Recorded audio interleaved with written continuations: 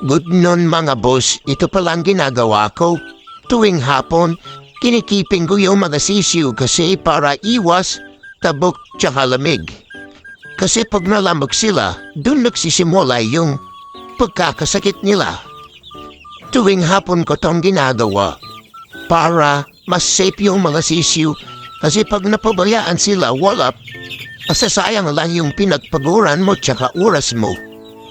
Pag wala kang tiyaga mga boss, masasayang lang lahat. Pasensya na kayo mga boss sa edit ko kasi bago pa lang ako mag-vlog. Nagsisimula pa lang. Sisimulang mag-vlog, mag-upload, tsaka magmanap. Kwento ko lang pala yung mga bloodline ng mga alaga ko mga boss, yung mga materials ko. Karamihan, ang bloodline, both Mount Banahaw na galing kay Don Ramon. Hindi ako yung mismo pumunta dun sa farm ni Don Ramon. Hindi ako dun nakukuha, kundi sa kaibigan na mismo pumupunta doon. Kumbaga, backyard breeder lang talaga. Meron akong butcher, may SBR, may Mandigan Ray, may Devil Blues. Tsaka meron din akong 5K sweater na galing kay Rugby Game Farm, kay Rugby Bendijo. Pumunta kami noon 2023 doon sa mismong farm ni Rugby.